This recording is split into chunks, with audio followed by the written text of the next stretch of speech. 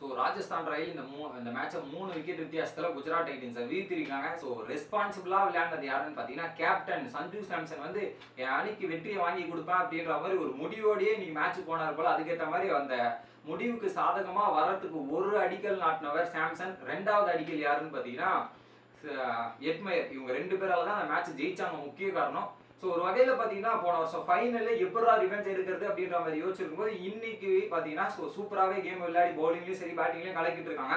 So என்ன நடந்ததுன்னா 178 ரன்னை chase பண்ணும்போது பார்த்தீங்கன்னா கிட்டத்தட்ட ஒரு 13 ஓவர் வரையுமே குஜராத் டைட்டன்ஸ் கிட்ட அந்த மேட்ச் கண்ட்ரோலாக இருந்தது. பவர் பிளேலேயே ஜாஸ் பட்லர், ஜெய்ஸ்வால் இவங்களோட விக்கெட் எடுத்ததுக்கு அப்புறம் ராஜஸ்தான் என்ன பண்ண போறாங்க அப்படின்ற மாதிரி இருந்தாங்க. ஸோ அங்கிருந்து ரன்னே வரல. ஸோ அங்கே 1லேருந்து 13 ஓவர் வரையுமே கிட்டத்தட்ட விக்கெட்ஸ் ஒரு பக்கம் போயிருச்சு. 70 ரன் தாங்க. ஸோ 70 ரன்ல இருந்து ஸோ அந்த 7 ஓவரில் கடைசி 7 ஓவரில் 100 ரன் அடிக்கணும்.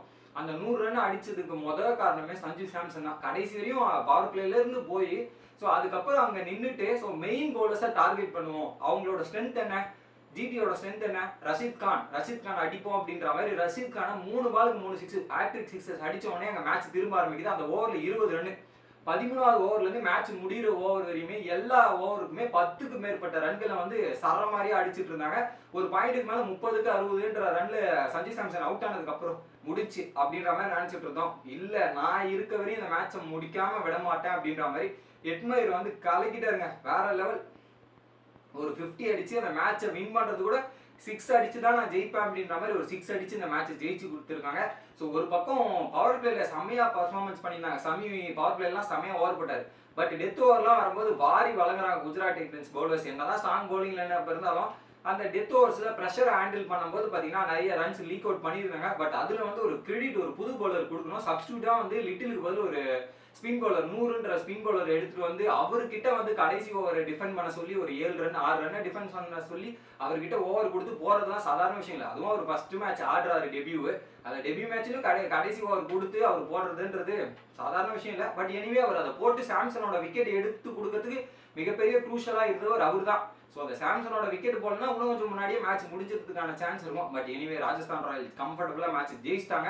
வேற லெவலா பர்ஃபார்மன்ஸ் பண்ணாங்க ஒரு பக்கம். அதுல முக்கியமா ஒரு டர்னிங் பாயிண்ட் திருப்பினது யாருன்னா 19வது ஓவர்ல அஸ்வின் வந்து ஸோ அவர் வந்து 3 பால் ஆடினாரு. ஒரு 6 ஒரு 4 அவுட் அப்படின்ற மாதிரி மேட்ச் அங்க திருப்பி விட்டார். ஸோ அவர் கூட சப்போர்ட்டிங் ரோல் கரெக்டா எட்மயருக்கு தேவையான இடத்தெல்லாம் ஸோ வரவங்க எல்லாம் சப்போர்ட் பண்ணிட்டு இருந்தாங்க. ஸோ ஆரம்பத்துல இருந்து சஞ்சு சாம்சன் பண்ணிட்டு இருந்ததுக்கு அப்புறம் எட்மயர் அதை பண்ண ஆரம்பிச்சார். பட் இன்னைக்கு ராஜஸ்தான் ராயல் பொறுத்த வரையும் அந்த டாப் ஆர்டர் போனதுக்கு அப்புறம் ஸோ நல்ல கான்ட்ரிபியூஷன் வந்ததுங்க. ஸோ படிக்கலோட பார்ட்னர்ஷிப்பு, அதுக்கப்புறம் எட்மயரோட பார்ட்னர்ஷிப் அப்படின்ற மாதிரி துரு சோரல் அப்படின்றவங்க வரிசையா பார்ட்னர்ஷிப் போட்டு வந்து ஸோ ஒரு பக்கம் மேட்சை ஜெயிச்சிருக்காங்க. பார்க்கறதுக்கு ரொம்ப சந்தோஷமா இருக்கு. ஸோ இன்னொரு பக்கம் ஜிடி வந்து இந்த வாட்டி தோத்துருக்காங்க. ஸோ ஜிடியை பொறுத்தவரையும் அவங்க சேசிங்னா நம்பர் 1 டீம். ஆனால் டிஃபெண்ட் பண்றதுல கொஞ்சம் கஷ்டப்படுறாங்க. ஸோ எனவே என்ன பண்றது, அவங்க பேட் பண்ணும்போது அந்த ஸ்கோரிங் ரேட் வந்து ரொம்ப கம்மியா இருந்தது. ரன்னும் ஸ்கோர் பண்ணல அந்த அளவுக்கு. பவர் பிளேலே பார்த்தீங்கன்னா ஜிடியை வந்து பவர் பிளேலே தும்சம் பண்ணாங்க ஒரு பக்கம் ஆறாரு. ஏன்னா அவங்களோட மெயின் பிளேயர்ஸான சாய் சுதர்சனையும் அதுக்கப்புறம் சாகாவையும் அவுட் பண்ணதுக்கு அப்புறம் பார்த்தீங்கன்னா ஸோ அவங்களுக்கு டெஸ்ட்ராய் ஆயிடுச்சு. அதுக்கப்புறம் அவங்க விக்கெட்டை ஸ்டார்டிங்லேயே எடுத்ததுக்கு அப்புறம் ஒரு பக்கம் ரன்னே வராமல் தேங்கிட்டு நின்றுட்டு இருந்தாங்க. பட் இன்னொரு பக்கம் அதில் ரன்னு வந்து ராஜஸ்தான் ராயல் விட்டுட்டாங்க ஒரு சில இடத்துல. டேவிட் மில்லரோட ஒரு கேட்ச் டிராப் பண்ணாங்க. அந்த கேட்சை டிராப் பண்ணாமல் இருந்தால் கிட்டத்தட்ட ஒரு 44 ரன் அடிச்சிருந்தாரு. ஒரு 20 ரன் 25 ரன் வந்து கம்மியாக இருந்திருக்கும். பட் ஒரு சில மிஸ்டேக்ஸ் நடந்தது. பட் எனிவே அந்த மேட்ச் எல்லாத்தையும் கவர் பண்ணி பேட்டர்ஸ் வந்து அதை கான்ட்ரிபியூட் பண்ணி மேட்ச் ஜெயிச்சு கொடுத்துட்டாங்க. நீங்கள் என்ன நினைக்கிறீங்க அப்படின்றத கமெண்ட் பண்ணுங்க. வீடியோ பிடிச்சிருந்தா லைக் பண்ணுங்க.